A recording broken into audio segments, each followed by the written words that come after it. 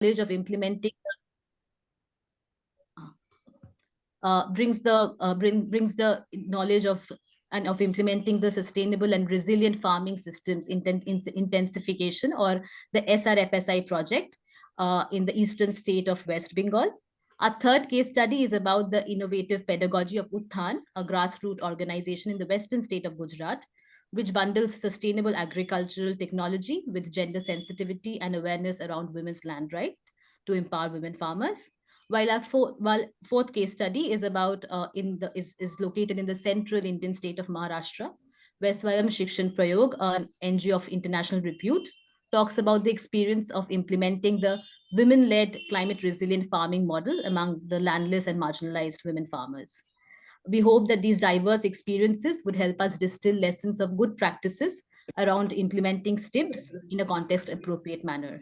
So thank you for joining us today, and we look forward to some exciting conversations unfold here. I would now like to invite Dr. Ranjita Puskar, the work package lead of this initiative and also lead of the evidence module of the CGIAR Gender Impact Platform, to give her welcome remarks and also a little bit more detail of this on this initiative and the case study project. Thank you. Thanks, Prama. Good afternoon, everyone. Happy New Year. We're almost a month into the year, but it's still, I don't know, it seems a bit like, oh God, it's just been so busy this first few days. It feels like I'm ready for a break already, but at the same time, it felt very long. But then at the same time, it's like, God, it's already 25th of January. Time is flying. Before you know, it'll be June and then it'll be December. Anyway, Proma, I think, gave a brief introduction already to what this is about, this webinar is about. But yeah, let me give you a little more context to that. Proma mentioned the CGIAR Gender Impact Platform. So this is a platform that works. I hope a lot of you are familiar with the CGIAR system, which is the consortium of a group of international agricultural research centers, 12 centers working across the developing South, Latin America, Africa, Asia, Pacific. And then this working on various commodities, various regions, and so on. So this impact platform, which is focused on gender, Will youth, and get social the result engagement, can you effectively. please, people who are not speaking, could you please mute your microphones? Um, yeah, so this particular platform works across all these centers, trying to sort of, we are quite a lot focused on synthesizing, generating evidence that can influence policy or development practice or future research. We also develop methods and tools, cutting edge methods and tools to generate or synthesize this evidence. We also work a lot on capacity building and partnerships so that we are able to put this evidence into use. So one of the modules there, which focuses on evidence synthesis, generation, etc., is evidence. And I lead that module, as Proma mentioned. So we are, okay, so that's the gender platform. And if you look at agriculture, I mean, women are very important for agriculture. I mean, I like to say there's no food without women. We'll all starve without women in agriculture. And agriculture is also very important for women because it is a significant um, contributor to their livelihoods and employments and everything world over. So very, very close relationship, very, very interdependent, both of them. And if you look at what's happening today, climate change is the biggest threat or challenge that agriculture sector is facing. Consequently, women being the more vulnerable social group, given their limited access to resources, services, etc., are also the most vulnerable to climate change. much more than men. And then we have an awful lot of evidence to show that. So, what we are trying to do in the platform is to synthesize a lot of, evidence or generate evidence to see what kind of solutions can actually enhance resilience of women to climate change and other shocks and stresses, be it economic shocks or, political shocks or conflicts or other crises, be it like the COVID pandemic or whatever. So a big area.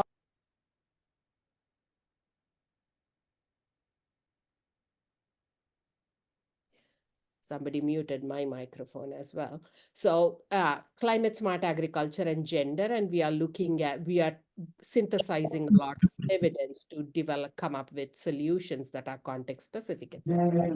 And in that context, CGIAR has a number of initiatives, research initiatives, and one of those, as Proma mentioned, is HER Plus or gender equality. HER Plus stands for harnessing um, equality for resilience. Yeah. So what we are trying to, so that particular initiative and a specific work package in that initiative is looking at this whole relationship between how to improve resilience of women through agricultural technologies. We are an agricultural research organization. Agricultural technologies are a very, very important output that we produce, but we have plenty of evidence which shows that women actually oftentimes do not have access to these technologies. Even if they have, in cases where they might have access, they might not always necessarily benefit from those technologies for a variety of reasons. And we know a little bit about that. So what we say is, our hypothesis is that just pushing out a particular technology or a technical innovation is not enough. That needs to be combined with a number of other strategies or interventions for women to be able to access that technology, be able to use it, and benefit from it. And this is what we call socio-technical innovation bundles, STIBs. And this is not a new thing that we are doing. The whole green revolution is a great example of STIBs. I think a lot of organizations and people have been doing this without necessarily calling it STIBs. So what we are trying to do is, so we are doing quite some research on the ground to understand how best to bring together, to design those bundles of innovations, social, technical, institutional, policy, etc., to make this technological innovations accessible and beneficial to women, but also empower them and build their resilience to climate change. While doing those studies, we also wanted to look at past experience. There's a number of cases where this has been tried and has led to positive results. So we wanted to learn from those experiences and then see, what happened in those places or projects. How did they go about, getting these bundles together? Rolling them out, understanding the outcomes from those efforts and so on. So with support from the gender platform, we rolled out a call for proposals to look at some of these cases. And we did that as a part of this gender equality initiative, as it would contribute to both these pieces of work. And through a competitive process, 4 cases were selected, a fairly rapid process. And I think they just had like 2, 3 months to pull off those case studies. A common methodology was developed that everybody could follow and then implemented.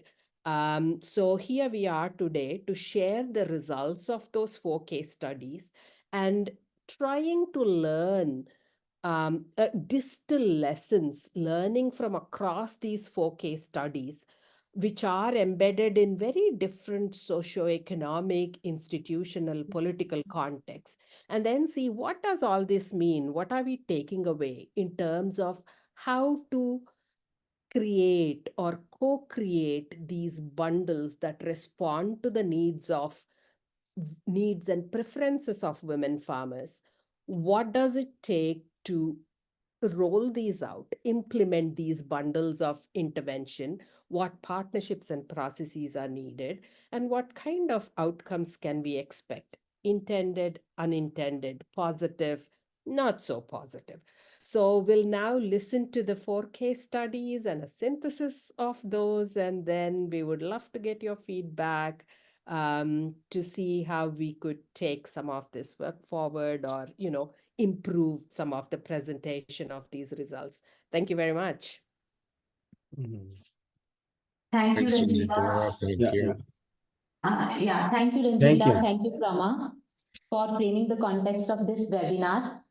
So now, hello everyone, myself Dipali. I'm working as assistant scientist in the same initiative at IRRI. And now we will move ahead with our agenda.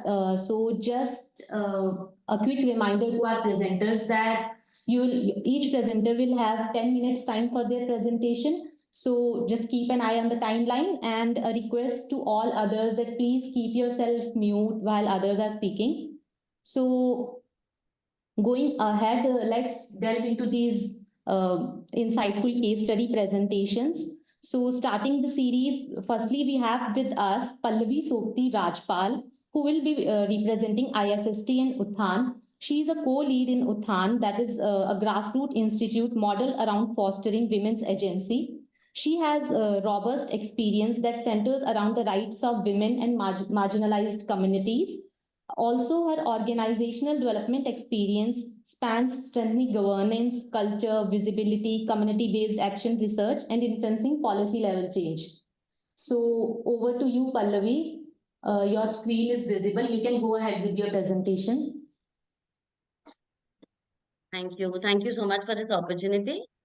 So we have little time, so I'll just delve quickly into what really emerged from this excellent opportunity to actually study what we're doing on ground, because organizations at the grassroots are, really always, while we look at a lot at design and implementation and outcomes, but these opportunities help us to understand and review the work we are doing and see how we can do things better.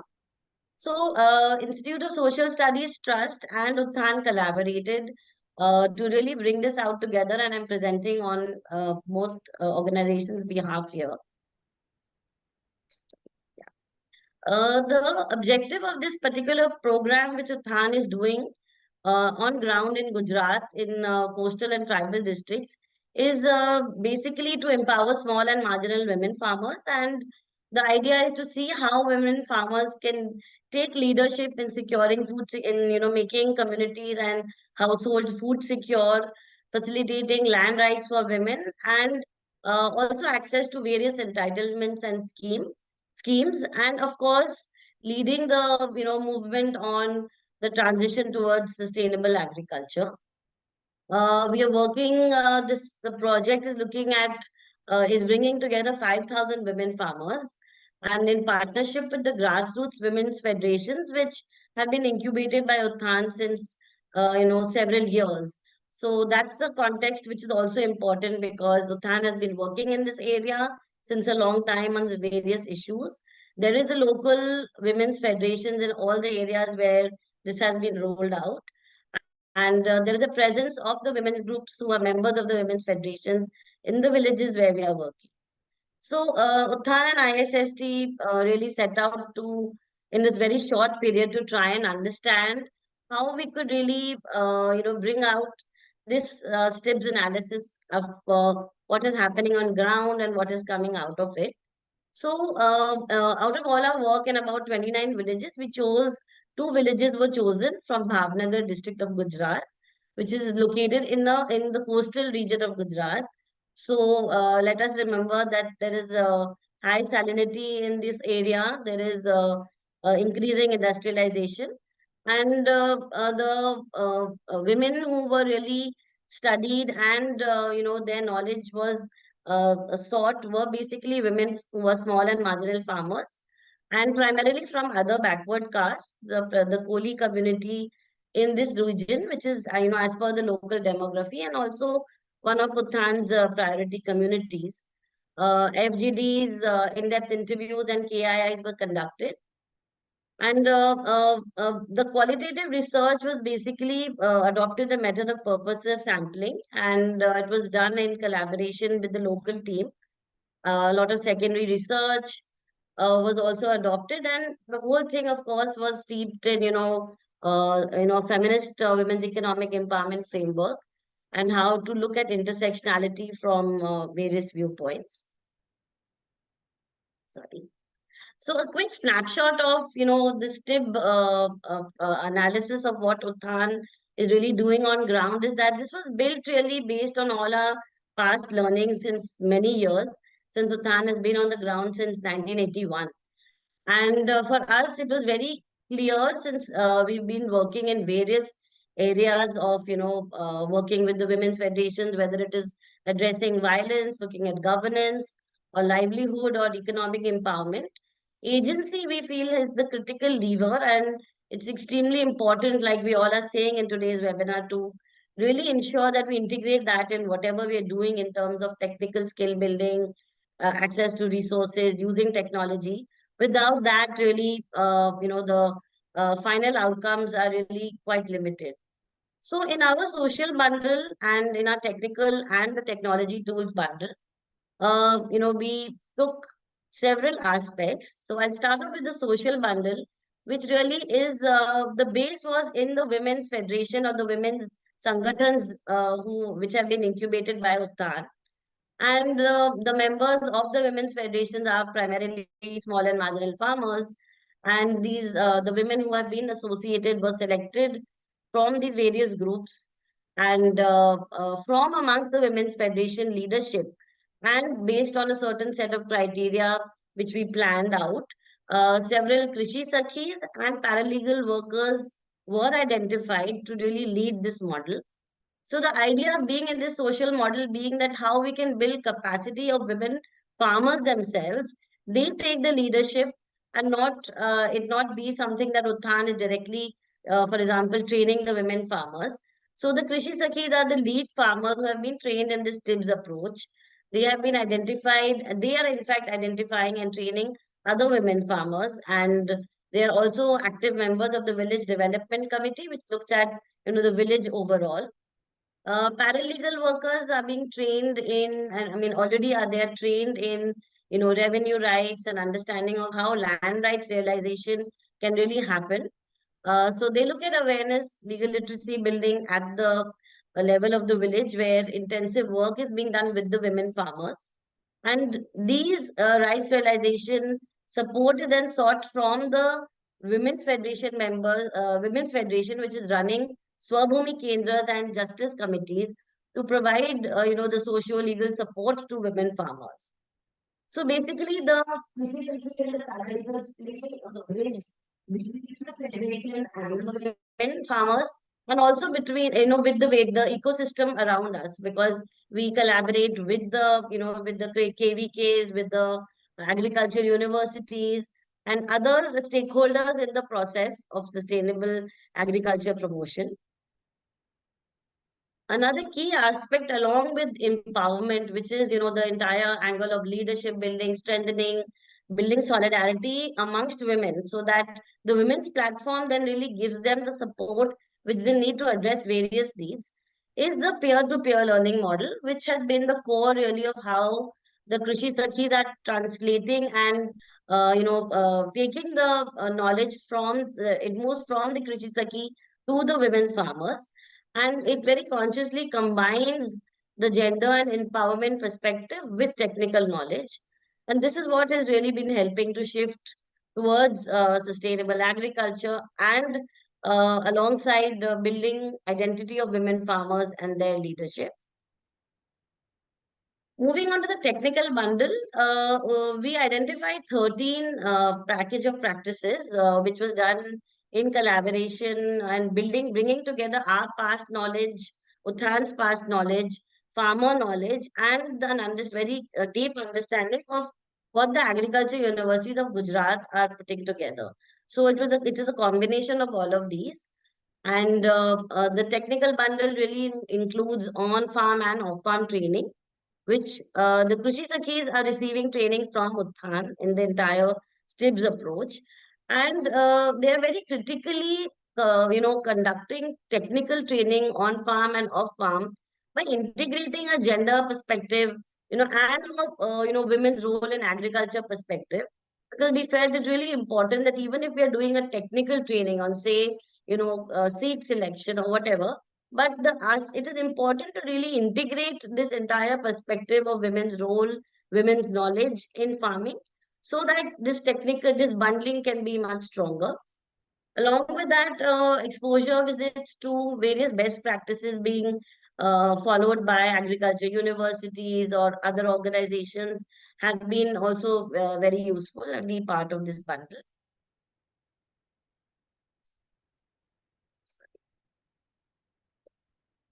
In terms of the technology and the tools bundle, a few things will have been combined.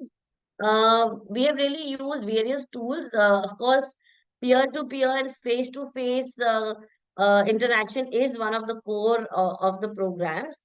But along with that, we've used various visual aid strategies like games. The Krishi Sakhis are using tablets to show films and awareness videos to the farmers. They're using flip charts. They're using, a large on a large scale. We have done a lot using a lot of Nukkad Natak and other folk and culture and music really to build a broader understanding at the community level of this entire model. In terms of technological assistance, several new initiatives were introducing women farmers to alternative methods, for example, drip irrigation or mulching, or connecting them to the KVKs to access, small vegetable plucking tools as well, has also been combined in this bundle. Moving on to the impact, there have been several, you would understand that by doing a large number of integrated efforts, the impact on farm and climate resilience has also been, quite diverse in terms of drudgery reduction of women, better nutritional and food security, yield and, input cost reduction, better yield. And in terms of empowerment, there has been several, because also we should understand that the case study had a limited time period, so it has been majorly qualitative. That really brought out that it has really improved women's financial literacy. They have better savings, and health was something women really spoke up in the interviews, that it has helped them to really the taste of the food which they are growing is become better because of the sustainable agriculture practices which have been adopted. Several women have started their process to access land rights, started negotiating with the households on how this would happen. In terms of challenges, there are several challenges which we noted specifically typical to the locations where we were working. The hamlets and the villages are quite dispersed. To join the meetings, so we had to make smaller groups, which we had thought we'd be able to do in larger groups. Also, the literacy challenges have been a little bit of a challenge when the paralegal workers are really rolling out their support for land rights work, because revenue rights are complicated, and this has been a challenge which we have been trying to overcome. Other than that, being small landholders, of course, there is financial uncertainty, and women's land ownership data today, of course, extremely poor. So being able to navigate these challenges has been a little bit of a effort from the side of Utthan, and it has taken time basically to see how we can navigate this. And it is, of course, an ongoing process. In terms of lessons learned, very clearly that three key lessons was that This transition is a long-term engagement, especially when we're talking of small and marginal farmers and not, the larger farmers. One important thing we discussed was that, this whole conversation, how to capture climate resilience. In Gujarati, there is actually no word which defines, or, there's no translation for the word resilience. So like in several languages maybe. So we really feel that, this lesson is there, that we need to develop a language or a method to how to capture resilience, how to comprehend these gaps, and how to be able to communicate it at the community level. And of course, one important lesson was that this comprehensive model is really, something which is the way ahead for any kind of gender livelihood resilience intervention. So yeah, I think I'll wrap up now. And there are a few things which I could do differently, which we have felt we could do differently, right from, including technological support as complementary to all the efforts which we have done to increase our touch points.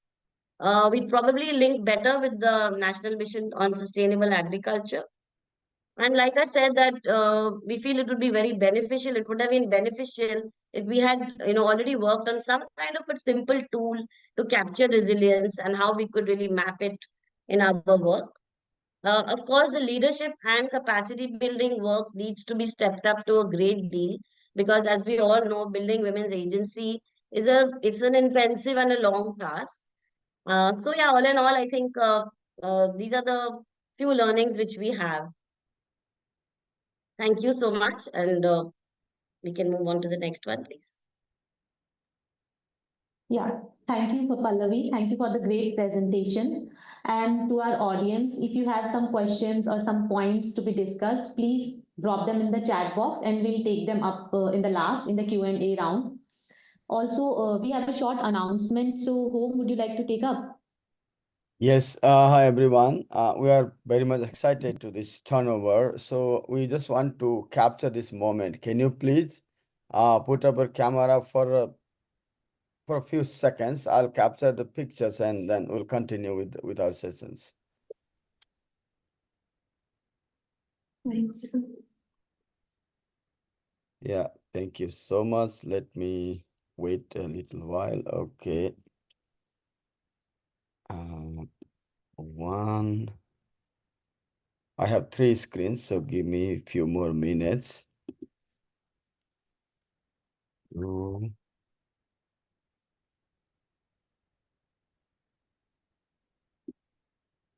Tell us when we can stop smiling. 3.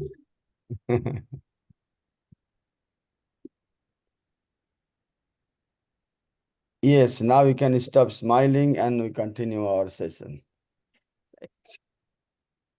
Yeah, so continuing with our next presenter, who is Dr. Radheshyam Jadhav. He is presenting Swayam Shikshan Prayog. He is a social science researcher and journalist specialized in qualitative research methods and possesses significant fieldwork experience. He has served as a scholar at the London School of Economics and as a fellow at the Reuters Institute for the Study of Journalism at University of Oxford. So, Radheshyam, can you put this presentation to the slideshow mode? Yeah, is it visible, Prama and Dipali? It's not on the presentation mode. Slideshow You mode. can see your slide, but not in the presentation mode. Yeah, Okay, it's not on the presentation. Let me do it once again.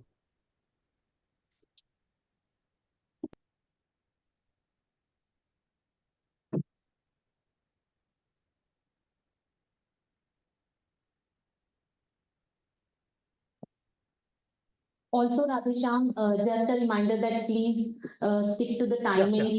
Yeah, we just wanted to ensure that we have ample time for the meaningful and interesting discussion. Yeah, please go ahead. Screen is visible now, full screen. Yeah, please go ahead. Okay, I'll finish it in 10 minutes. Sure. Yeah, thank you. So I'll start with the SSP. Swayam Shikshan Prayog was founded in 1998, but its origins go back in 1993 earthquake in Latur district of Maharashtra state. So group of people led by Prema Gopalan were part of this rehabilitation and reconstruction in earthquake affected areas. later focused on water scarce and drought-affected regions, and SSP came into existence. So during the rehabilitation, the beneficiary program was turned into initiative led by women. In the response to challenges in the region, which is of course infamous for farmer suicides, SSP developed women-led climate resilient farming model in 2014. But this model is based on women farmers' lived experiences.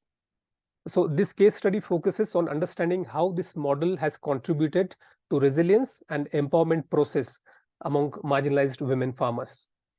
I'll briefly go through the methodology. After initial workshop we had, we decided to go for constructivist paradigm with inductive research. The method used was qualitative, of course, and as we wanted to understand how these realities are constructed on the ground and how these realities are interpreted. I just want to highlight on the part of purposive critical case sampling, because it was used as it is beneficial in the qualitative research where small number of cases can significantly explain the phenomenon. Here we applied 15 different criteria to identify marginalized women farmers. So some of these criteria included caste identity, landless status, below poverty line status, small and marginal farmers, child marriages, etc. We selected 50 women farmers from Dharashiv district. Earlier it was called as Osmanabad district. But we were able to conduct interviews, in-depth interviews with 46 of them. In-depth interviews and focus group discussions were used for data collection. This also included 2 FDGs with SSP women farmer leaders. Just I'm setting the clock. So yeah. We used deductive coding method for thematic analysis, as we had predefined set of codes which we had prepared.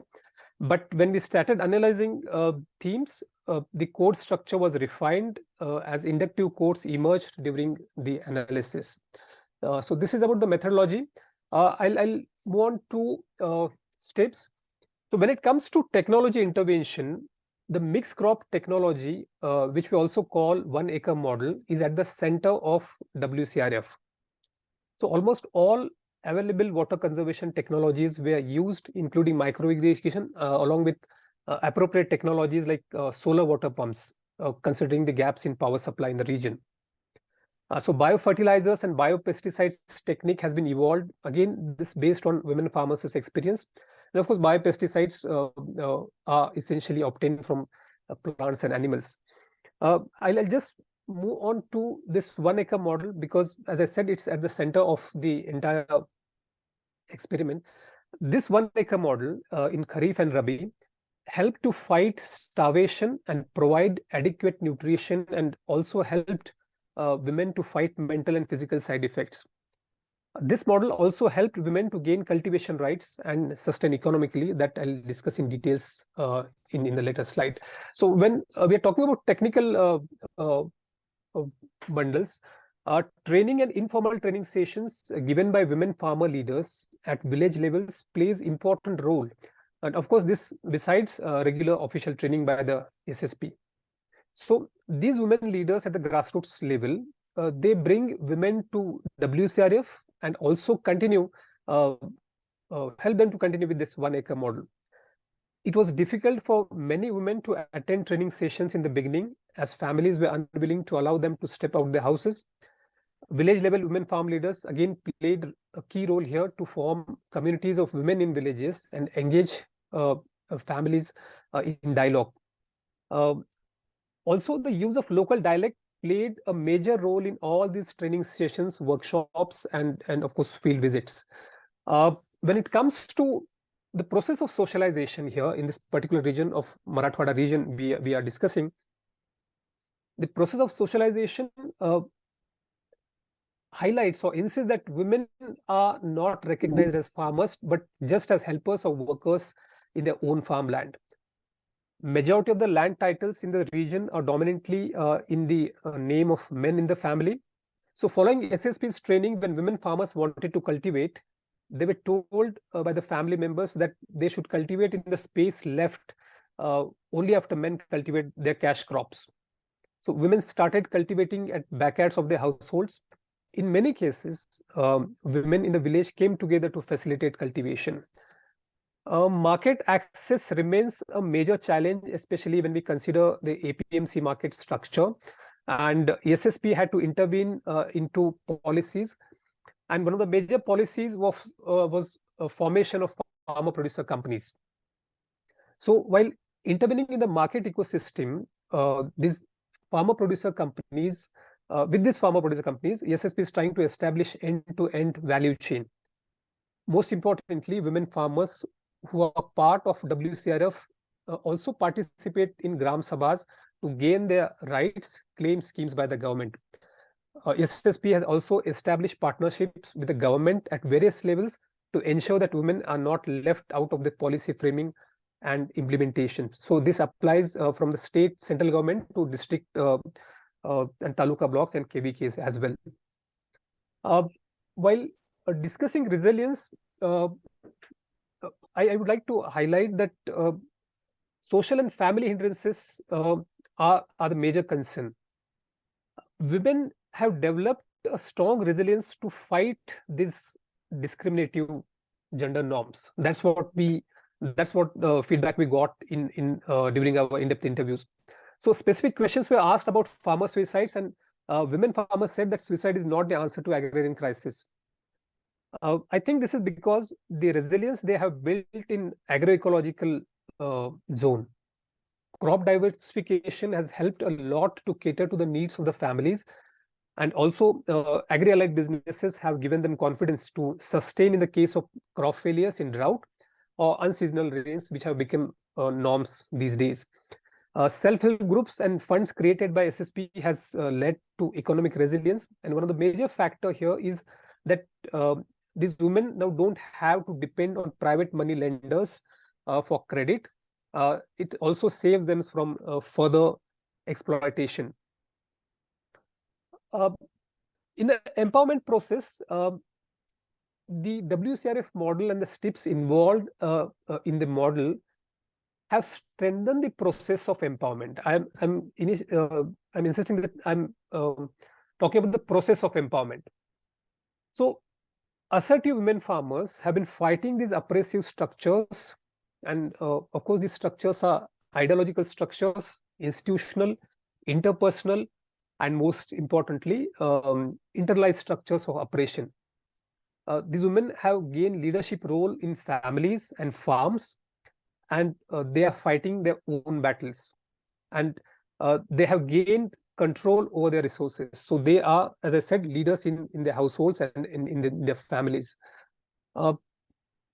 These were some of the challenges and lessons learned, especially lessons learned I'll discuss in the next slide when it comes to gap.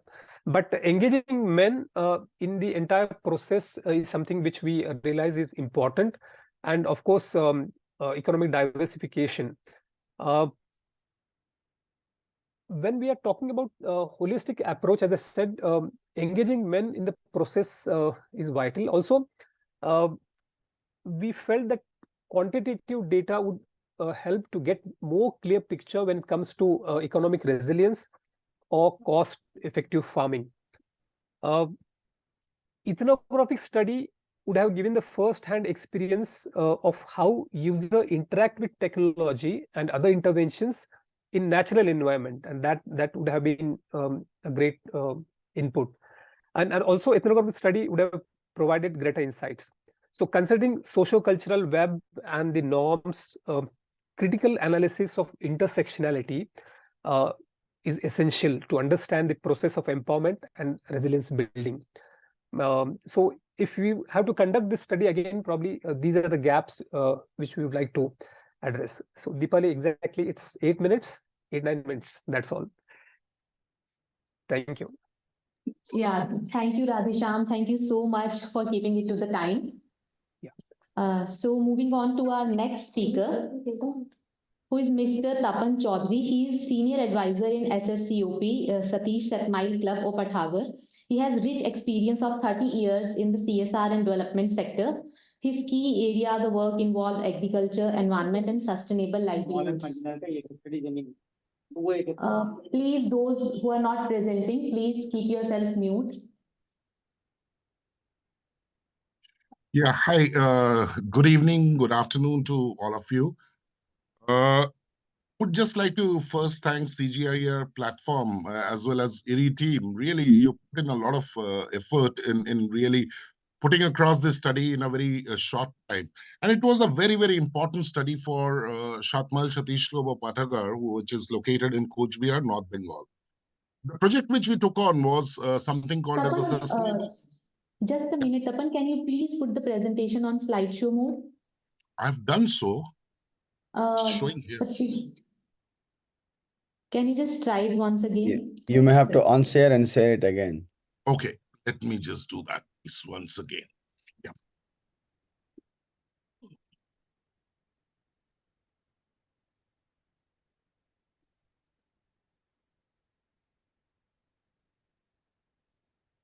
Yeah. Can you see it now? No, it's still the challenge. Is it okay now? Not yet. We still see the PowerPoint, not the slideshow. Oh, so sorry. Let me just put it across. Meanwhile, a reminder to the audience, please be engaged and keep your questions posted in the chat box.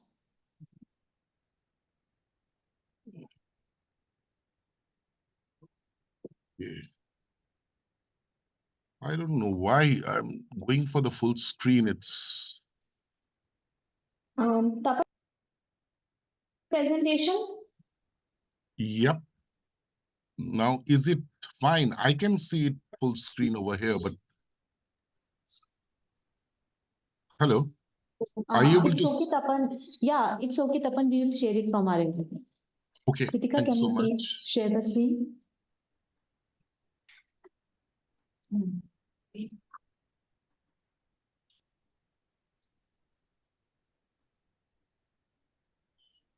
Yeah, so can I start, please, if it's on screen? Yes, I think the Kritika is just about to start. Yeah. Yes, yeah. Okay, so the project, it was a very important project for North Bengal as well as for Bengal, called as Sustainable and Resilient Farming Systems Intensification. This was a project which was funded by BFAT Australia and was executed by Australian Centre for International Agri Research. It was a regional project having India, Bangladesh, and Nepal, and this project was being implemented by Summit. In India, this was in Bihar and in West Bengal. West Bengal, there were two districts. One was Coach Bihar, the other one was Malda. It was for a period of 5 years, 2014 till 2021. So it was more than 20 partners working all across these three regions. This project was undertaken. So the most important part was the conservation agriculture systems intensification was one of the potential benefit which was looked at, and an evidence was tried to look at, working with the smallholder farmers to address the issue of poverty and support institutionalization within this so that this could be taken it forward and make it sustainable, and adoption of the technologies. These were zero tillage, rice transplanter. These were the technologies which were there. Also, the second part was a lot of capacity building, training, handholding, demonstration, which took place at the field level in all the locations. But in Coach Bihar, we were, Shatmal Satish Lobo Patagar was a partner in terms of being an extension to the farmers, reaching out to men farmers, women farmers, and other stakeholders as well. The methodology, as very clearly we have approached it, one was the observation part of it. The second part was personal interviews. The total sample we took was 50 women, and these were part of the project, also part of the service providers whom Shatmal Satish Club created as part of the farmer producer organization, which they set up 1 year later to the project initiation. We also spoke to agriculture dealers, the farm equipment manufacturers, even their suppliers. Also, we spoke to the agri senior officials of the districts, as well as the UBKV, the Agriculture Research University, which is located in Coach Bihar. So overall, we had 50 case studies, woman-to-woman interviews, not case studies, but interviews, We had KIIs, we carried out 12 of them, and then we have focus group discussions, which we were numbering around 7 in different locations. So total, we covered 8 blocks in the entire Kuch Behar district. So the STIBs, what were there in the SRFSI project? So as I stated, 51 farmers, 8 FPOs, 4 district agriculture officials, 2 UBKV faculty members, and 4 agriculture input dealers, and 2 farm equipment providers. These were the stakeholders with whom we interacted. We had one-to-one interview. So as part of the social innovation, if you look at it, self-help group, which was almost 2 decades or a little more than that, was one of the collectives through which it worked. Subsequently came the farmer producer organization. The collectives are very, very important. In terms of SHGs, if you look at it, the women, if they individually worked, they didn't get the benefit, and they were not very confident. They were not sure. The family was not willing them to get into the project. But the moment they moved into the collectives, it started working, and they got a comfort zone. This project in between also met up with the policymakers within the state, and the state government created a subsidy model called as the seedling hub. This was the paddy seedlings being created with one of the CASI technologies, which is the rice transplanter, which was given to the farmer producer organizations who set up these hubs. The third policy level changes that happened was bringing in these climate smart technologies through custom hiring centers and giving subsidies to individual service providers, even the farmer producer organization. So within the project period, these things happened, which was quite a good reflection in terms of the work being done. In terms of market, more or less the markets are the artiyas or the middlemen are there.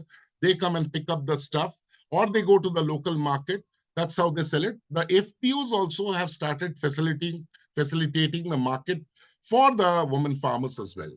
Technologically, as I stated, we had the rice transplanter, but the entire SFSI model was centered around zero tillage machine, which was pretty useful in terms of mustard, maize, wheat. So it was pretty useful. But this being a paddy area, rice transplanter was something which really picked up very well. Subsequently, within the project period came the combined harvester, we had the paddy thresher, we had the mechanized weeder as well. A lot of technical inputs also moved in. Why I'm saying these are technical, mulch is something which somebody spoke about. So we facilitated Shatmal Shatish Club along with the service provider, facilitated the mulching papers, they facilitated the shade nets, the cocoa pits. Even our FPO started making organic fertilizers, which were given to these women as well. One of the projects which subsequently came was FSK. It was part of SRFSI, an offshoot of that.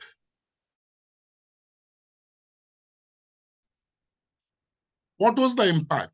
Tangible impacts in this project. Very clearly, what we saw, the women, they became independent and decision makers. And they now feel that they definitely can create a change and they can initiate a change. Now, in terms of all these women whom we met and had one-to-one interviews, they take a major decision in terms of the cropping system with the family members and what would be the agriculture practices. So this has led to incomes, increased incomes, which has created resilience, and this has empowered them. Now, in terms of the social indicators, the more money, this has allowed the woman to decide in terms of the education, the health, and in terms of creating assets and all that. So that has also given a lot of empowerment to the woman. The women who actually use the technologies in terms of zero tillage rice transplanters, they now are able to speak publicly. And 2 of them, they have become actually resource persons in North Bengal. They go and teach other farmers, including men farmers as well. And they have, again, I've repeated, they have actually made, there is a perception that they can definitely make a change. Climate smart technologies, most of them were climate smart technologies, but women farmers are not very clear about how to use this in terms of adverse climate scenarios or in terms of natural distress. So in conclusion, what we see, the SRFSI project definitely created a set of women who are empowered, who are now able to take decision. They've gained the knowledge, their capacities are increased. Even in the policy level, That has helped the state governments, the policies which I spoke about. The challenges or the gaps where this worked in silos. Also, what happened was 30% the project was supposed to be woman-centric, but that didn't happen. Oh, well, the trainings happened and all that. It was more in terms of the machines and the technology was in terms of men using it. There were challenges in terms of using because of financials, technological, ground being not flat or undulated. The SHGs and FPOs, the collectives played a very, very important role in this. And now what has happened in terms of the policy, now every single work which is taking place in West Bengal is through the SHGs and the FPOs in terms of enhancing the women's empowerment, not only in agriculture, but in other areas as well.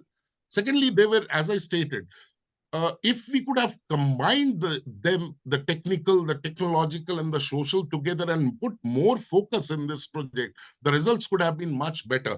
There has been transformation, but there could have been a wider sort of a scale in terms of that. So again, the other approach was fits and all. Okay, fine, this technology, zero tillage, a woman can't use a zero tillage. Yes, they tried rice transplanter. But if we can have these social innovation and technological in bundles, and if the policies and they're aligned to genders, it can definitely create a different set of results and impacts on women and women farmers in Cooch Behar especially, which we have seen. So thank you all. Thank you so much, please.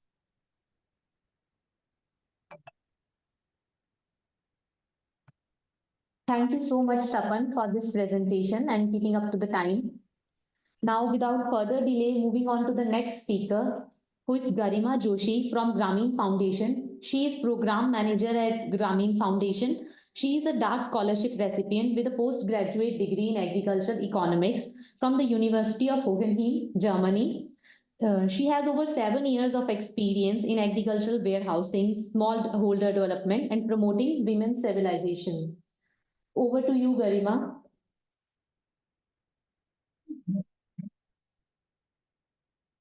I hope my screen is visible. Yeah, it is. Okay. Hello, everyone, and thanks, Dipali, for the introduction. I'm really delighted to be here today. I take this opportunity to thank IRRI and CGIAR Gender Impact Platform for the collaboration and also for this webinar and hosting us. So just a minute, my screen is not working. Yeah. It's working now. We have heard some great things from the other esteemed panelists today already, and I would like to take you to a similar journey where we'll delve into a fascinating case study that we examined as a part of this collaboration we had with IRRI and CGIAR Gender Impact, focusing on the socio-technical approach to biofortified mustards adoption and its implication on empowering women and nurturing resilience. Just to give a brief overview of who we are, at Grameen Foundation, our vision is to create a world free from poverty. And we work on a mission to enable the poor, especially women, to create a world without poverty and hunger. And the approach majorly is to invest in the power of women. So coming to the next slide, I would like to start by giving you a brief context about this intervention and how it all started. So Grameen Foundation since 2018 has been working in the Purvanchal region of Uttar Pradesh to drive inclusive agriculture transformation. This is in recognition to the challenges smallholders face in the region, especially women, when it comes to land holding size or land ownership. And other than that, there are several social injustices women face, some being malnutrition and access to education. So coming to this specific intervention, in 2022, Grameen collaborated with ICAR's Directorate of Rapeseed Mustard Research, Rajasthan. And as a part of this intervention, we piloted biofortified mustard cultivation. Okay. Just to give you a background of what the biofortified mustard is, it is a pure line variety of mustard.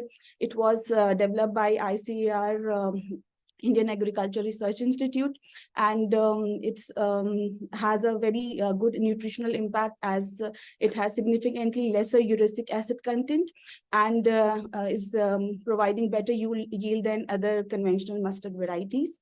And coming again to the pilot, the major aim of the pilot was to promote nutrition focused and gender responsive agricultural practices.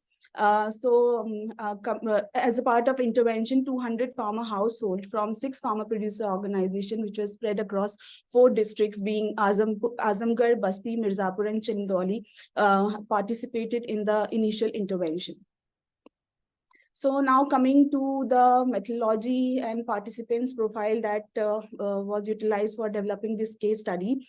We employed a mixed method research approach combining quantitative as well as qualitative techniques.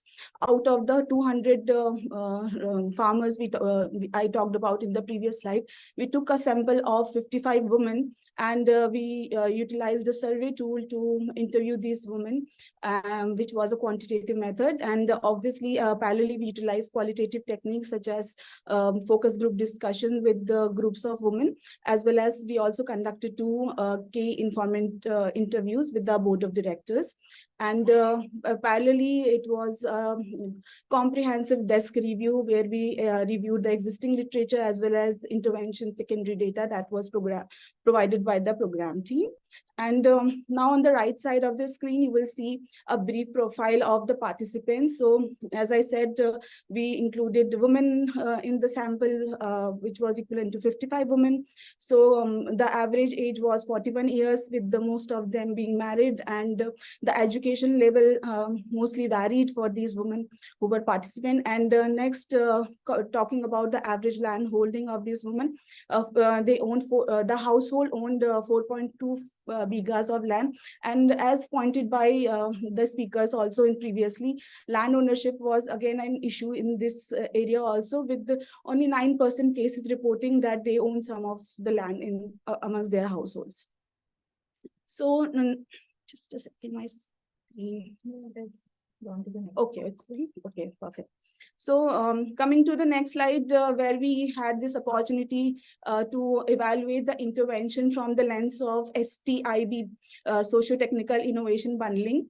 And I think you would see there is a figure annexed on the right side, where we have tried to summarize the 3 important aspects: socio-economic, social bundles, which are highlighted with the orange colors, technical bundles, which are highlighted with the magenta color, and green color depicting the technological bundles.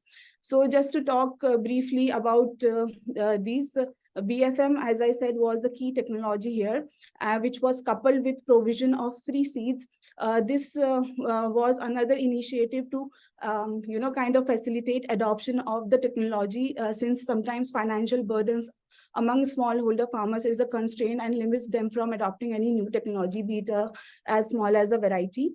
Then to supplement farmers' awareness and knowledge, technical innovations such as capacity building on package of practices regarding BFM cultivation, and this was supplemented with field level demonstrations and exposure visits to Banaras Hindu University. So this helped women farmers in understanding at least what are the benefits, how to cultivate, and what time should be the right time to cultivate this crop. What should be the best crop management practices. And again, at the level of the group, knowledge dissemination on health and climate was done. When I say group, I mean this kind of awareness was created by the scientists, and it involved FPO, BODs specifically who were involved, and from them, the women also were aware about these benefits. And from the social aspect, engaging FPOs was one key intervention. As I said already, this intervention, as a part of this intervention, ICR entered in partnership with 6 farmer producer organizations. So this was key, as FPOs play a key role in the kind of maintaining representation and also of the farmers, and also creating linkages between market and farmers. So It was very key in reaching to these small women. And lastly, the social innovation that was part was appointing active SHG FPO members as community mobilizers. These were women who were given responsibilities and recognition as mobilizers, and they were going out and creating awareness about BFM adoption. So now coming to the impact of this intervention on women's empowerment and resilience. First, to talk quickly about the key findings that we had from while we were synthesizing this case study. We found that of all the women, 67% women mentioned that group motivation was one of the most important reasons that kind of motivated them to participate in this intervention. Also, 80% women agreed that they feel more prepared to adapt their farming practices to changing markets demands and climate shocks after participating in this intervention. 95% women reported higher oil content, with 76% willing to recultivate BFM in the coming seasons. And lastly, quantitatively, one more figure that 78% agreed that they got awareness regarding nutritional benefits of biofortified mustard. Talking something from the climatic perspective, we have included this in the qualitative and discussions, and women in Mirzapur district specifically reported that switching from wheat, which was a major crop in the area till 2018, 2019, to mustard has helped them fight the battle with water shortage in the area, which was a big step from them, at least, towards the changing climate. And now just on the right is presented a very quick assessment on the impact on women's empowerment. The framework we have used is developed by Naila Kabir, and which basically talks about three key determinants of empowerment, which are resources, agency, and achievements. So we have, since the intervention involved both individuals and collectives, so we have done a dual level analysis. So at the from the resources perspective, the intervention provided access to advisory and training on package of practices to the groups and through the groups both, which in turn facilitated individual women to adopt the technology. And this was supplemented at individual level by provision of biofortified mustard seeds, which which enable these resource constrained women from for adopting the technology. Second is collective agency. When we talk about how this intervention address agency issues, so by being a member at FPOs and SHGs, and sometimes also being at the leadership positions, these women got opportunities to represent and put their voices out, which kind of facilitated at their agency or group level, and also translates to individual level when these women go out as community resource persons, or even engage with each other and participate in trainings or exposure visits that were organized as a part of the intervention. And this all combined translates to achievements. Some of the collective achievements, I would say, would be transition from monoculture to diversification, though it is still very, early to say about these things, but at least this is one of the steps that women have taken and are in cognizance with the climate change implication, and how monoculture can kind of is not beneficial on a longer run. And at individual achievements that the project or intervention has kind of yielded are improved yield, that was also reported during the quantitative and qualitative data collection, and higher oil content with less efforts. Is it changing? Sorry. Yeah, now it's. So sorry for some technical issues. So coming to the key learnings and and the opportunity to review STIVs, the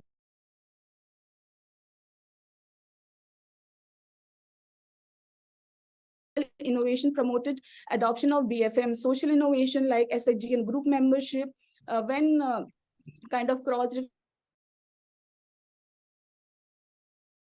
and training helped farmers, especially women, to adopt biofortified mustard.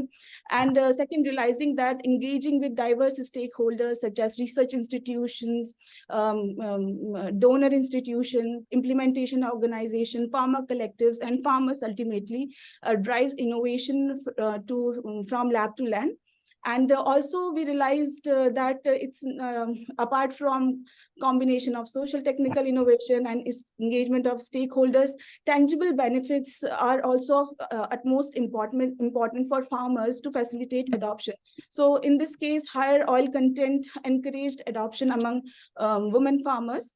Lastly, local support structures played a very crucial role. Women leaders or identifying community resource people motivated women farmers from the community to come out and adopt also.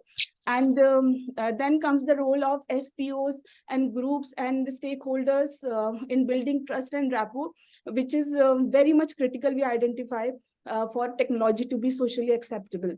And the last slide is where we talk about the key gaps also. It's we found like kind of multiple bundles existing, and they are playing with each other. But we also recognize that there have been some gaps that have already also been recognized. Among women was one key gap that we recognize that kind of need more awareness to amongst women farmers as well as male farmers to enhance understanding of laws at the grassroots level. Secondly, we found that there was a very strong dominance of monoculture, not only in just production, but also in the research. So we recognize that there is a strong need in investing research beyond major cereals like wheat and paddy. And also we found that this study majorly included small marginal farmers in the pilot. From the inclusion point of view, we find it very interesting and very positive thing to be done to include more small and marginal farmers. But I think to facilitate adoption at a larger scale for a technological intervention like a new variety, bigger scale adoption plans should have been strategized, and tailoring initiatives for different farming scales, that's why is recommended from the project side. And next is limited intervention partnerships for scaling. From the market linkage perspective, it was found that since it is very native, the market is still not at scale, or is still not that lucrative for farmers to produce it. So it still requires a strong government action for scaling BFM production, at least through midday meal integration or public distribution system integration. And last but not the least, lack of market integration for women farmers specifically. So FPOs can be a vehicle here where they can play a primary role in processing or adding value to the produce, and also making efforts towards collective marketing so that women are willing to come out and also participate in marketing activities. So I would like to end with this quote we got from one of the focus group discussions, which says that since connecting with the group, women have started to progress, express themselves, and because of the group, they have the opportunity to step out of their homes. So thank you, everyone. I hope I was on time. Yeah. Yeah, thank you, Garima. Thank you for the presentation. Although it was a little lengthier, but that's fine. Now, without much delay, we can move ahead with our last speaker, who is Dr. Monica Banerjee. She is a mixed method social science researcher with over 15 years of experience in gender and intersectional understanding of informality, labor, and livelihood. Currently, she is working as consultant with the Mobile Creches India, where her core responsibility is to amplify the need to bring policy and investment focus on care economy. She'll be weaving the threads from all these case studies and will provide us a comprehensive and insightful synthesis of all these 4 case studies. Over to you, Monica. Could you please share your screen with us? Thank you so much, Dipali. But I was just wondering, there are a couple of questions in the chat. Would you want to take them up first before I go into the Monica, no, we will take them up in the end. Yeah, the idea is that the Q&A session will be after your presentation, Monica. Okay, great.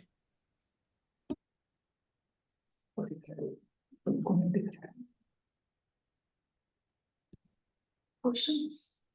I don't know. Monica, please share your screen with us. Yeah, just one sec. Yeah, okay.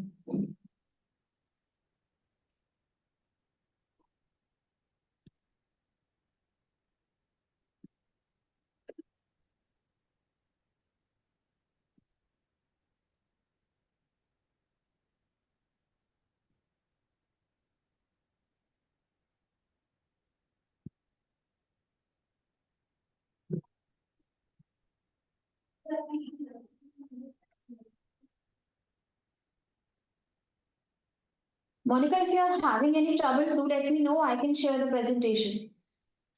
I think yes, please do so. I'm not able to open, comes for Yeah, some I'm reason. doing that. Thank you so much.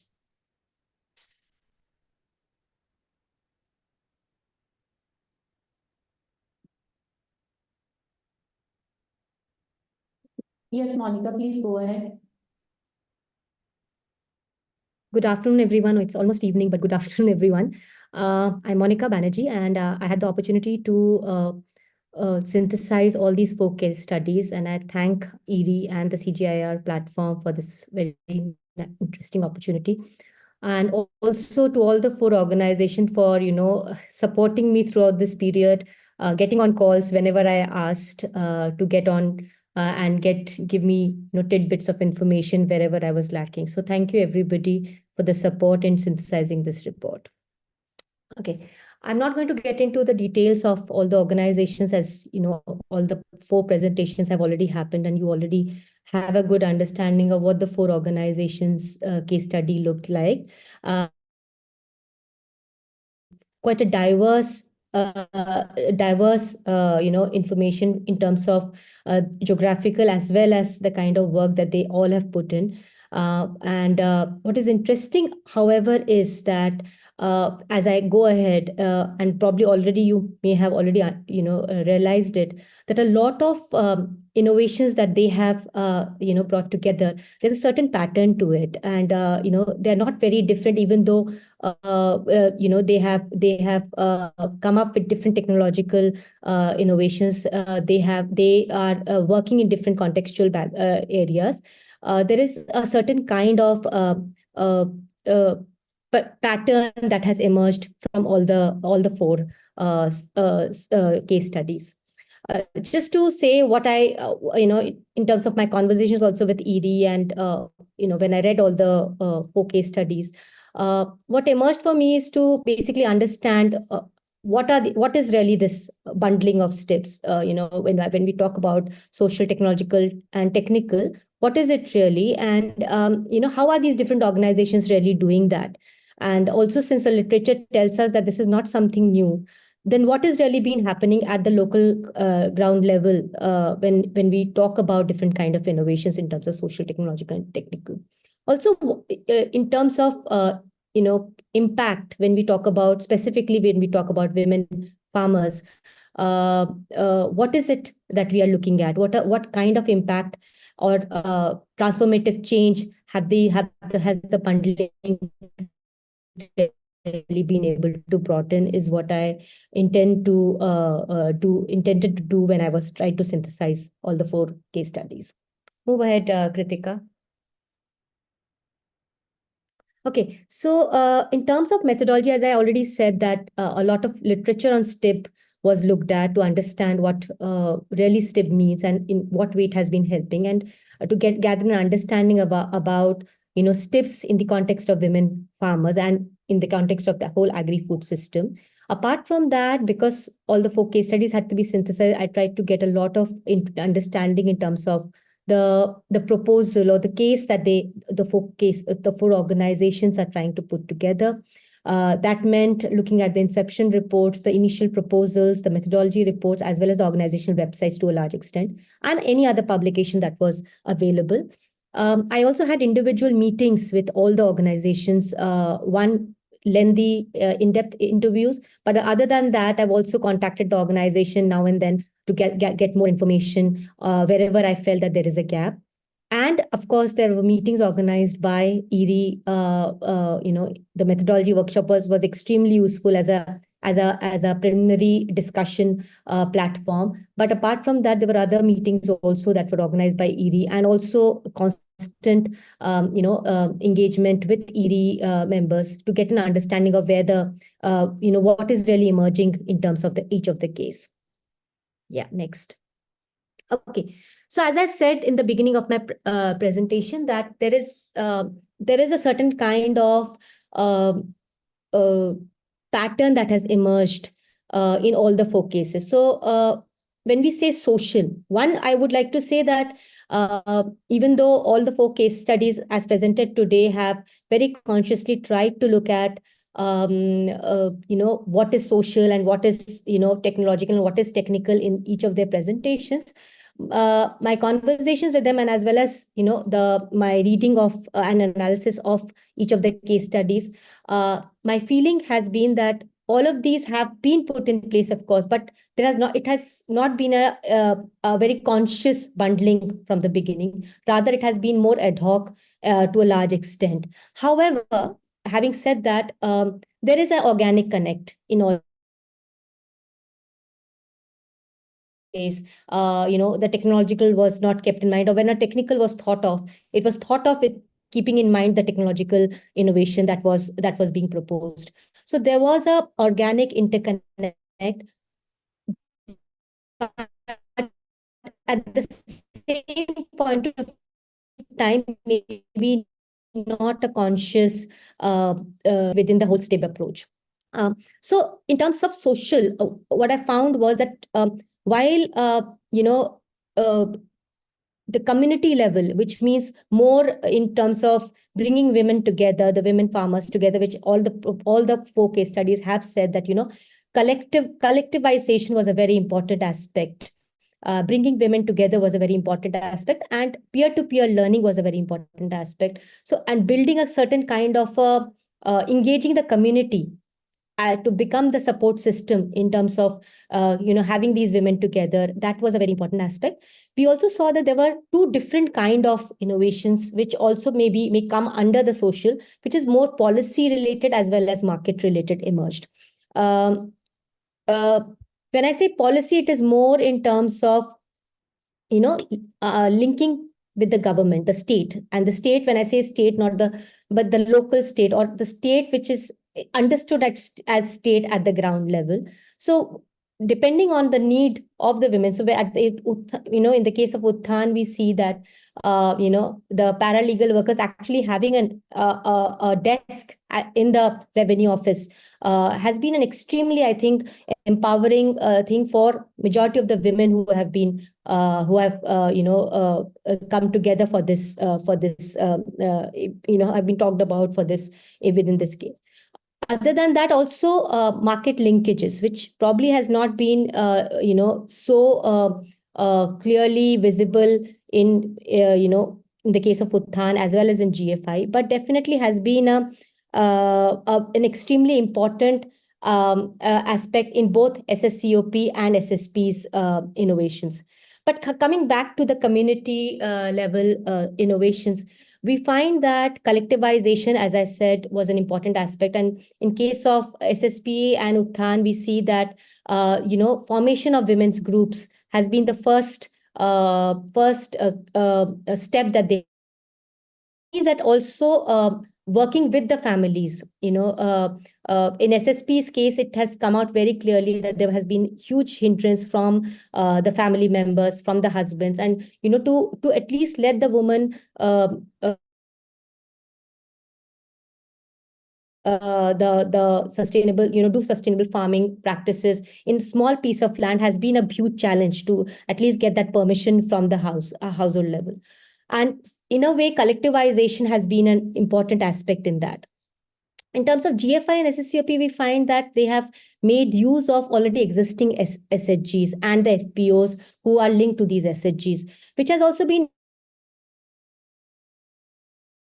because formation of SHGs in itself is a huge challenge. But GFI and SSCOP were able to get on to more adoption level, how to promote the adoption of a certain kind of climate smart agriculture through these FPOs, and probably a lot of energy that could have gone in formation of SAGs itself could have been avoided.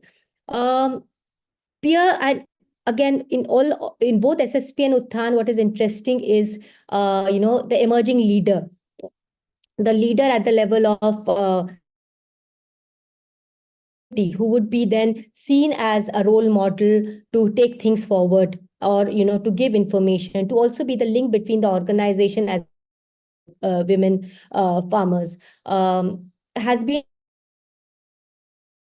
Krishi Samvad Sahayaks in the case of SSPs, but we also have Krishi Sakhi, and they have been more or less the role model, or the anchors of ensuring that the women farmers stick to and stay with the effort that is being made in terms of the social innovation. In terms of market linkage, we see that SSP has been really innovative in terms of formation of its own women FPO. But SSCOP has also been innovative in the sense that they have used the FPOs in terms of ensuring that women get the climate smart technology easily and at lesser rates. So doing that liaising with the existing FPOs, that you become custom hiring centers, so that women are able to access the climate smart technology in an easier way at the local rates, has been a useful innovation. In terms of GFI, we see that the conversation, what I've understood is that market linkage was definitely something that they wanted to do, and FPOs had planned to do that. But because the seeds were given at a free of cost, and seeds, the farmers were also not very sure about it. They did not plant it across their land, but actually in only a very small piece of land, and therefore the produce was not that much. However, market linkage is something that they have been thinking of, but it has not really materialized, at least to the level of this case study. In Uthan, again, because the farming is only done, the whole initiative has only been taken up with the marginalized farmers who have very small piece of land, and therefore there was not enough produce to be able to take it to the market, and hence market linkage that in that sense has not really been thought of. In terms of technological, we find that there are, again, while SSCOP has looked at climate smart technology and adoption of climate smart technology, the GFI has promoted the whole, a completely newly formed of mustard seeds, which is the biomodified fortified seeds. SSP and Uthan has promoted more of sustainable farming practices, where Uthan has a package of 13 practices, of which 8 they have made compulsory. But SSP has looked at more of mixed cropping and water efficient farming practices, of course, natural organic pesticides and fertilizers. Training, we see that in terms of technical, we see that for all the 4 KVKs have been an important go-to, a link in terms of providing technical know-how, as well as in terms of development of tools specifically for women. Apart from that, in both the case of Uthan as well in SSP, the leaders, the female leaders have been an important anchor and link in terms of constantly giving new information, enhancing information of the women farmers in terms of new agriculture practices, sustainable agriculture practices, preparing organic fertilizer or organic pesticides, or how to do mixed cropping. So different kind of videos, exposure visits to other organic farms, which are also probably run by women, dialogues with the organizations, going to Krishi Vigyan Kendras also for visits, has been really, really helpful in this whole thing. The important thing, however, I want to say is that when these social innovations, especially I wanted to speak about the social innovations, have been, developed, they have been very focused in terms of and very forward looking in terms of very project and initiative focused and very forward looking focused. They have not really looked at what the realities of women are. At least that has not come in the case studies in the way it should have probably come, which is why sometimes I was left wondering, were really thought of. What was the thought peer to, I mean, we understand that there are certain structural constraints in terms of patriarchy, in terms of cultural norms, in terms of gender division of labor, and what women should do and what men should do. But every context has its own reality, and also when we talk about women farmers, it seemed as if there is a certain kind of homogenization of the group, while marginal farmers and small farmers is okay, but within that also we know that all women do not have the same realities, and which has not really been understood, or at least not been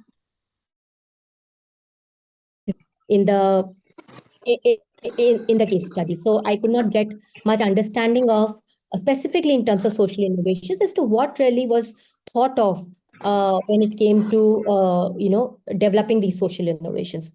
Also in terms of technological, while each of them have their own importance, again one could not understand or of women farmers themselves in developing these technological practices. At least the case studies were not able to give that out very clearly to me. Okay. Can you change my slide, please? Yeah, Dipali, 5 minutes more. Okay. Okay.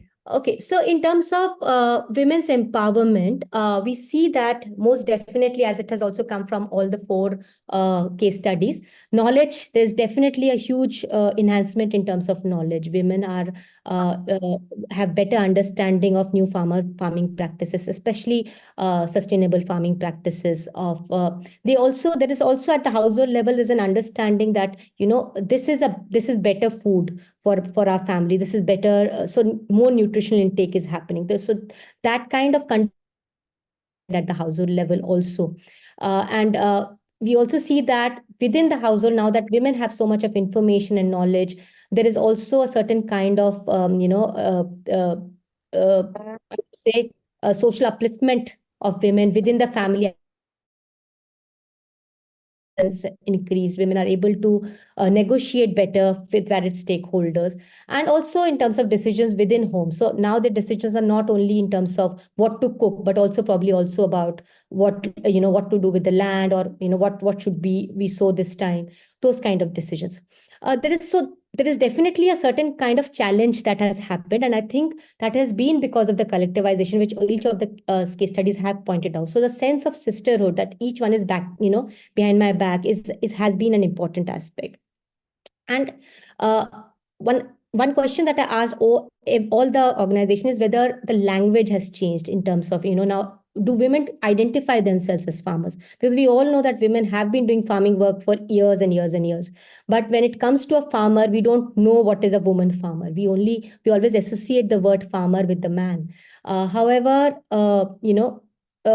that whole idea that a woman can be a farmer is a change that needs to happen in our mindsets too. What I understand is that language, the women still do not probably identify themselves as farmers completely, but there is definitely more, there's a roadmap now to that. And keeping all of those things in mind, when we look at the Naila Kabir's framework in terms of resource agency and achievement, we see that this enhancement of knowledge has definitely enhanced agency. And in terms of achievement, if I may say so, that there is a sense that they are moving towards the path of empowerment in terms of identifying themselves as farmers, in terms of having a sense of ownership in terms of what they are doing. And next slide. In terms of resilience, however, I felt that most of the case studies looked at resilience from a from climate perspective, from a technology perspective. And that may be true, because the moment you are you are shifting to more sustainable practices, you are shifting to climate smart technology, you're shifting to biofortified seeds. There's obviously you are becoming climate smart, so you are probably there is certain kind of resilience that is being built.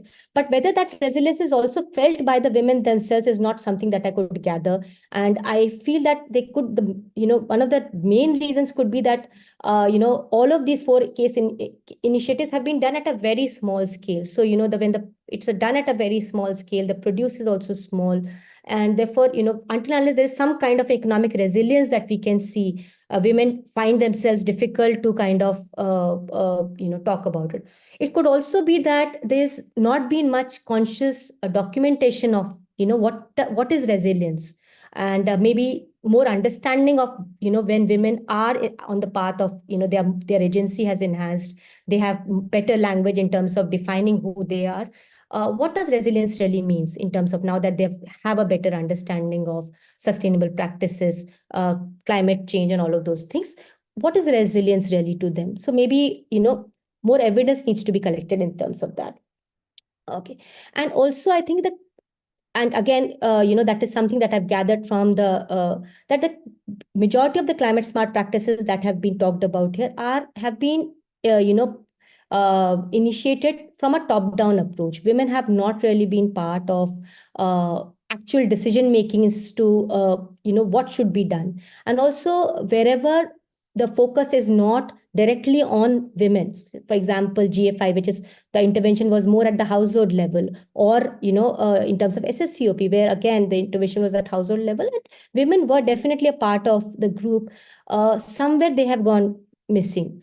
And one of the aspect of this is, and maybe Kritika, if you could go to the next slide, please, is because there is, as I had already said, that the focus has not been at what women are already dealing with. So unpaid care work is not something that has been talked about at all. What are women really dealing with on a daily basis already? We know that migration is on the high. Men are going out of the house. Women are left behind with both reproductive as well as productive work outside the house. What is it that they're really dealing with? And when they are dealing with so much more, when we are bringing in more climate smart practices, how is it really change? Is it disbalancing things? Is it helping them? Is it supporting them? Those are things that needs to be studied. Involvement of men, and when I say involvement of men, I do not mean that the focus from women goes away, but involvement of men is important in terms of constantly ensuring that women are at the forefront. And I think SSP to some extent has been able to do that, I would say, because that constant negotiation that they have done with at the family level has really helped in terms of putting women at the forefront. Scaling again is something, while I understand that the focus is on marginalized farmers, and that is extremely important. And it is important, I think, at the same point of time that, can we really, I mean, again, we are, bringing a kind of a divide between the marginal and the not so marginal. Whereas, actually, the marginal and not so marginal, the line is fairly blurred if one does certain kind of economic analysis of that. And also we also know that caste plays a huge role in terms of creating this divide between marginal and not so marginal. And how do we then get into that? How do we really understand that, and also ensure that whatever initiative we are taking, we are not really just talking about the marginal, because we have to kind of any initiative has to kind of cut down the line between the us and them. It has to be, initiatives should not be seen as only for very pro poor or and not for pro poor. So I think that line has to be somewhere blurred. Also, I think women, as I have already said, that women are still not part of designing aspect. It's important that women are there from the beginning. And also, I think keeping in mind that gender transformative change is a slow process. So, I mean, I don't want to say that none of these case studies have achieved it. They have already achieved a lot. But to see a certain kind of resilience, to see a certain kind of empowerment, it takes several years and several kind of changes before we can really say that this has happened. And also maybe different kind of indicators to really measure it. Next, please. And that will be my last. I'm sorry I've taken more time than I was allotted. Okay, quickly, in terms of conclusion, as I said, all 4 case studies have, really balanced two distinct areas. One is bringing in agriculture practices which are climate smart. And second is, bringing women to the forefront, making women leaders in terms of climate action. So that is something that each of the case studies have tried to balance at their own level. All the innovations, social, technical, technological, have not been though bundled consciously, but there's an organic connect between all of them. And maybe some, I don't think that is such a major thing, because there is definitely some kind of connect in terms of thoughts, maybe not from the beginning, but at some point of level. More grounded engagement with women and community is needed in terms of documenting resilience and understanding how women are seeing resilience in terms of the kind of information, the kind of agency enhancement that program that they are going through. So how do they really see themselves today vis-a-vis yesterday? And this may really help in building a sense of ownership amongst them. Also adapt and more transformative capacities. Also, they may be better ready for climate crisis. So in terms of the design, I feel that bundling should be a more conscious effort.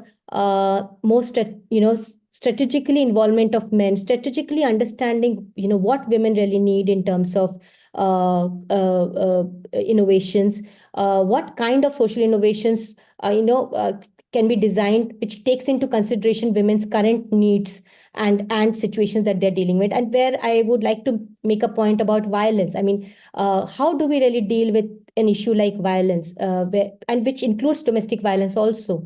None of the case studies were able to, or at least did not talk about how is something as important as violence, because when we are making women come out of their houses, is being dealt with. Those are issues that needs to be, and of course, a realistic assessment of scaling opportunity through an intersectional lens is important. And lastly, climate smart agriculture, food system design must involve women from the beginning. Thank you so much. I'm sorry I took more time, but that's from me. Thank you, Monica. It was a great presentation, not only informative, but was delivered very clearly. Thanks for this. And now moving on to the final phase, or the most interesting phase of our webinar's agenda, I would like to ask lead us to the Q&A round. Yes, hi. Hi everyone. Thank you all for your excellent presentation, and we are really excited of this turnover. I saw once we are like 75 windows there, which is like, in terms of participation, there are quite a few. So we have basically great conversations already going on in the chat box, and some of them have already been handled by our panel speakers. One, I would like to start from Dr. Mahesh's question to Tapan. He had already put the question, and Tapan said that he would answer it during the Q&A session. So his question is basically, how could you ensure the participation of district agriculture officials in West Bengal? Often it is very difficult, especially when the project is externally funded. And his sort of follow-up question, are these FPOs, SSGs still running after the wind up of the project? So that is my question to Tapan. Could I respond, please, unmute If you Tapan? want me to quickly respond. Yeah. Yeah. So thank you. A very important question. The SRFSI project from day one actually had the policymaker in place. They started talking to the top bureaucrats as well as the senior-most people in the agriculture department in West Bengal. And that was one of the reasons why this was incorporated. But South Bengal, again, it's a very different scenario. Whereas in North Bengal, in Kuch Bihar, as the project was located, and also in Malda, the entire district officials there was one person who was nodally involved in this project. With Uttar Bango Krishi Vishwavidyalaya, one of the top premier agriculture universities, they involved, and this person was part of the SRFSI think tank. And at every stage, the policymakers and decision makers. So that's the reason how this worked out very, very well. Secondly, in terms of SASCOP taking the advantage of 1 year post the SRFSI project, it started the formation of farmer producer organizations. And then came the government of India's 10,000 FPOs guidelines, right? So the FPOs already were functioning and they were in groups. It was very difficult to form them. I agree with you totally. But then slowly, it took almost 2.5, 3 years to build their capacities to get them. And luckily for us, the project was working. There was an entire team coming from CIMIT to Nepal to Bangladesh, UBKV, the Department of Agriculture, and they promoted. They got in this technology. They moved in the subsidy. And very importantly, you will be happy to know that 4 of the technologies or the 4 machines which any service provider, could be an individual, could be an FPO, could be anyone who can take it up on a subsidy, needs to have 3 climate smart technologies out of those 4. So tractor could be one, but the other 3 could be a zero tillage or a weeder or a combined harvester or a rice transplanter. So that was the way the policy really developed. So it was regular engagement. The SRFSI team from top, from Australia to CIMIT to all, they were all in discussion with the top people in decision making and policy making. So that really helped. And also FPOs being in place at the same time really helped in terms of our work in extending it, please. Okay, thank you so much, Tapan. And second, yeah, I'm just mindful of time as well. We are already running out of the allocated time, but there are some interesting issues going on here. So second set of questions that are from Ranjita around the access to land and how it was dealt, and Garima and I think ISST, Pallavi has given like lots of insight already by writing.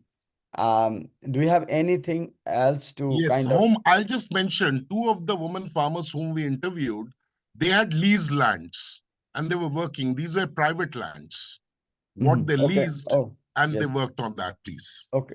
Okay. Thank you so much, Tapan. Pallavi, do you want to kind of add on like Ranjita's concern about land issues, or you are okay with the what you have already responded to by writing? Yeah, I think I've responded on the chat. Okay, good. And the third element I find, a third question I find from Aileen about the process of this bundling process. Were the innovations co-designed with the participants? Was there a process in place, or it was more ad hoc, and when something comes in, we just included in that one? It has not been like directed to any, so anyone can make comment on that very quickly. I can, if in case if anybody else is trying to respond.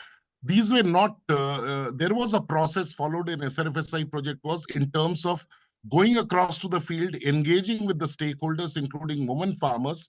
But then eventually it didn't really work out because they lost out in terms of having a main focal gender specialist in this project, and then eventually it moved across to more men, but eventually a lot of benefits accrued to the women farmers as well too. Okay. Yes, and the follow-up to that one again from Ranjita, I just came in. Like, would there be any like a different way you can think of if you do it again from your experience? What would you do differently if you had to do it again? So some of the speakers you have already highlighted a bit, but those especially who have not spoken, can you please speak up and tell your experience?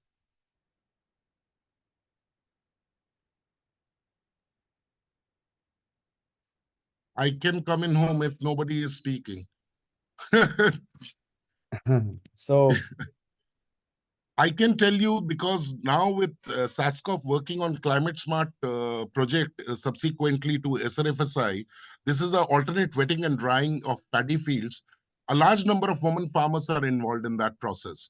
And eventually picking up the gaps and challenges, Shatwal Satish Kabo Pathakar, again, it's not a very bundled approach, but then we understood, and that's where we have created roughly around 150 woman-run agri-allied enterprises which they are running effectively. So we understood it, but we didn't really create bundles of it.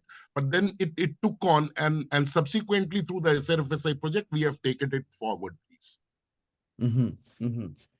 Okay, I think the question here, maybe Ranjita can elaborate it. I think this is the main question is whether the systematic and deliberate design at the onset in the beginning would make a difference then on an ad hoc basis as we go on. So what would be the learning point here? What would be better in terms of like intervention design using steps as systematic approach?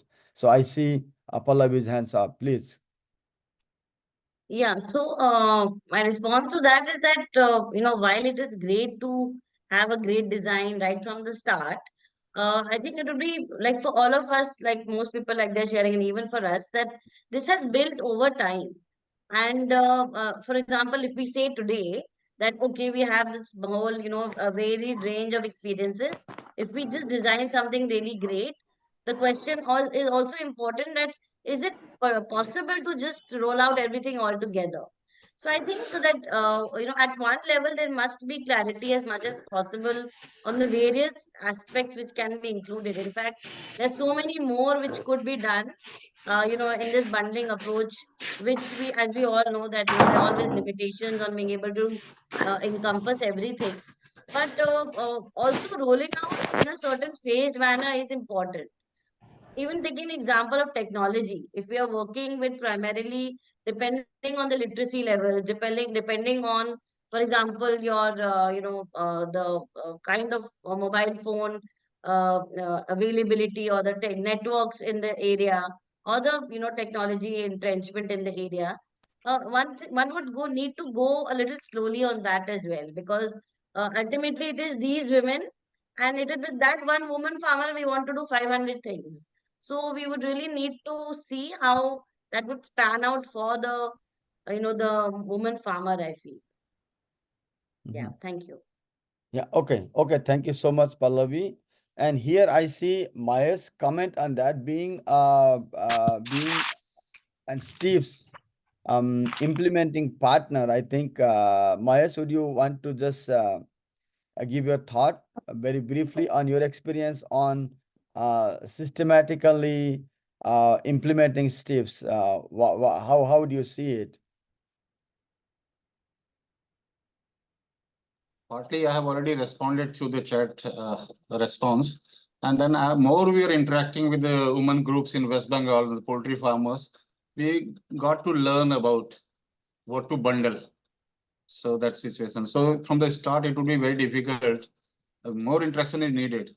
So, Home and Prama also know that when at the time and again, when we are going them in the workshop, we are meeting them. So we are knowing more about them, and then their problems and what they need and all need assessment and everything. So it should be gradually, it is better to bundle. From the very start, it is very difficult. I think that we won't get fairly good idea about what to bundle if we start from the very beginning. So we need more interaction in the beginning. And then interestingly, we are working with the landless women groups now. Mostly we are talking about the access to land and all that they don't have. They should have a title on land. Here we are working with landless livestock keepers, and they are. It's a very interesting working on bundling, and that is entirely different group. Large farmers, small farmers, medium farmers, but here the landless. So we work with the different groups of farmers having land, large land, small land. Sometimes people feel that those who are the large holders, women would be more empowered there. Sometimes in agriculture, their role in the bigger families, in the large landholders, women there don't really have much role in the farming. But whereas the smallholders, the women are more proactive and they are speaking and they are more participatory. But if those who are not having any interaction in the farming group, they won't get this one. They will say large landholder means women are more open and they are having more liberty as far as agriculture practices are concerned. So thank you very much. I won't talk much about this now. Mhm. It's Okay. very interesting to listen all these presentations. Thank Yes. you. Okay. Thank you so much, Mahesh. We have another question. There was conversation going on. There are some response as well, but now it has been renewed here. So this is on biofortified mustard, a case of GFI. Who made the decision to introduce this, and were women involved in the initial decisions and discussions, and how was the process, perhaps, and what is the learning? Hi, thanks, Soma. This is Garima. I was responding to in chat, so I think I'll just unmute myself and speak. So definitely, the choice often has been in hands of male farmers. We have been seeing the area has been patriarchal. So what we have also witnessed from our observations here was that the women that were part of intervention were doing subsistence farming and like majorly were taking charge of the practices, and with their husbands being migrated. So now, given the support they are having from the local groups, FPOs and SHGs that were like the technical innovation we have taught about, the process involved these innovation which helped the women to become more aware, have more knowledge, and then go talk and discuss in the families, which help them to kind of contribute in this decision making for adopting biofortified mustard. So women had influence to some extent, I would say, not that I have full information, but I would definitely say with the access from groups and information that they have gotten from exposures and training has helped them to contribute to these decisions at least. Facilitated by FPO support. Yes, Soma, please. Yes. Yeah. Soma, please go ahead. I see your hand up.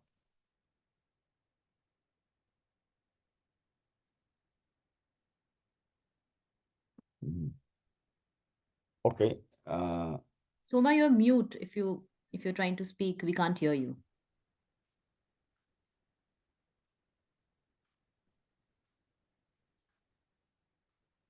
Hello, am I audible? Yes, you're audible now, please. Okay, thank you, Garima, and thank you to the organizers.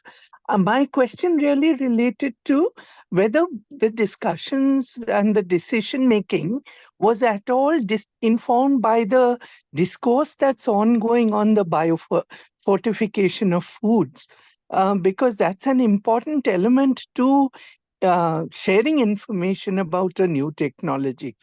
Was that at all discussed with the participants in the project? Yes, thanks for your question, Soma, and I understand it right. So yes, it was taking the discourse of biofortification for sure. These women were members of the FPO. So through these FPOs, they were kind of informed regarding the process of biofortification in mustard or in crops in general also. And the discussions also revealed that these women were kind of, aware the vitamin A content increase, or they were not able to pronounce biofortification, but they were saying 45, 40, 40. These were the words they were using, but they were aware that this is kind of translating into low uric acid, which is again translating into improved nutrition at their household levels.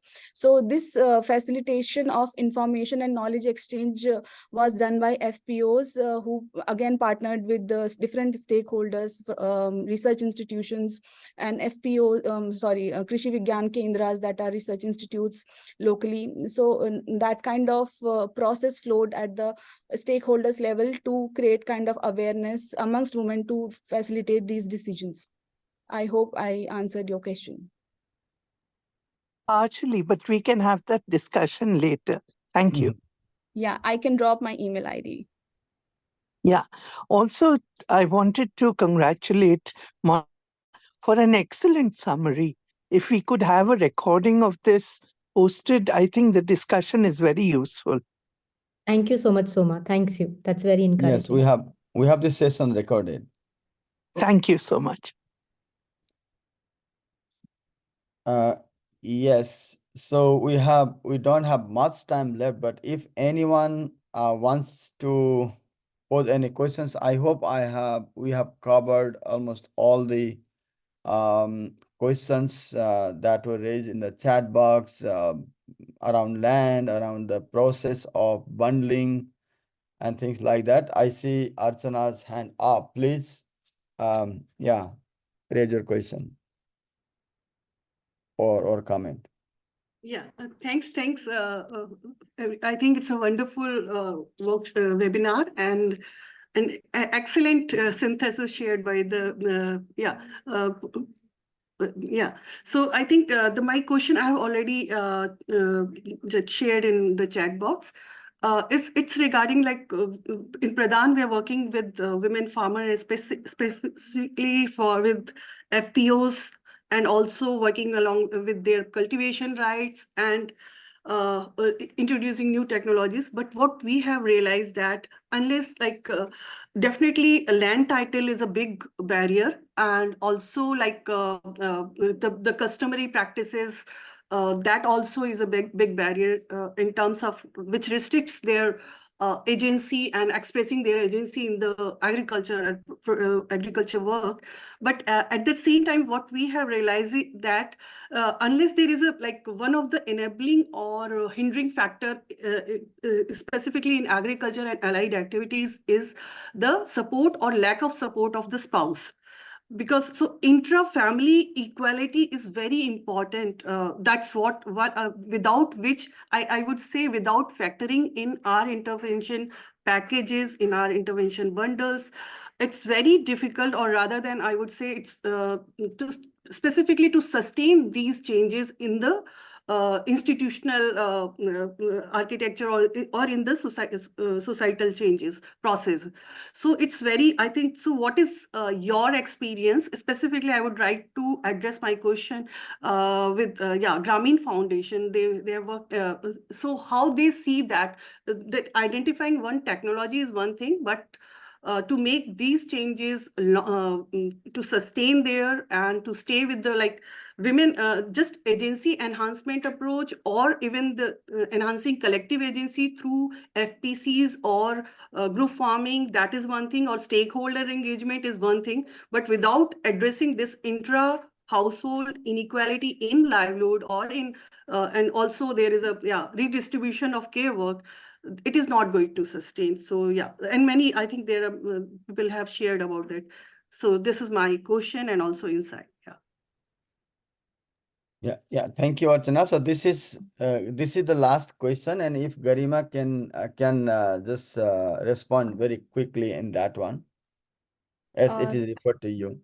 Yeah. Thanks, Archana. I think you mentioned about enabling factors. So one of the factors I think would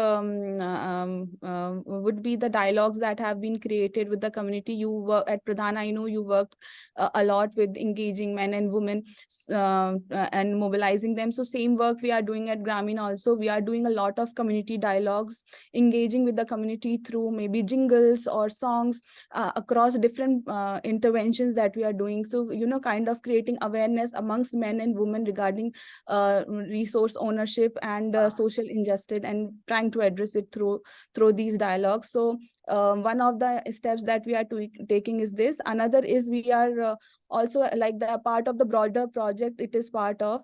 We are doing a lot. We have done a lot of studies to identify what barriers women are not just facing in household decision but also in market integration. So as a part of it, we have developed, we are in process of developing a strategy note in terms of access to infrastructure, market infrastructure also. So we are trying to give a very holistic view to the challenges or faced by women when they are coming out. So I am seeing the time is just up 6, so but we can connect, Archana. My email is in the chat, so we can talk more about it for sure. Okay. Thank you, Garima, for responses, and thank you all participants, especially the speakers, the panelists, and the the whole group who yeah, for your time and meaningful participation in this conversation. So this is like, as we have been mentioning, the socio-technical innovation bundling or bundle. It may not sound new, but the way we are looking at, if we look at from the more holistic view and see not only the technology the solution, but the issues around technology is what we need to address the challenges of these farmers. So, and I really appreciate your time and effort to bring all these cases together and synthesizing it to Monica and all involved in these case studies. I really thank you all. And the colleagues from the partners who were involved in the studies and those who joined this webinar. And yeah, and last but not the least, my colleagues who have put relentless effort to bring this up to this level, and we now could share these findings to our broader interested researchers and colleagues who are interested in this one. And this is just the beginning of this conversation around STIPs, as we are working on to, I would say that we are kind of innovating the agricultural innovation system. So I hope you enjoy it and this conversation and took something from it. And I thank you all once again, and enjoy your evening and enjoy your day and enjoy your whichever part of the world you are in. Thank you so much, everyone. So much. Thank you so much. Bye-bye. Thank you, Bye. everyone. Thank you, everyone. Bye.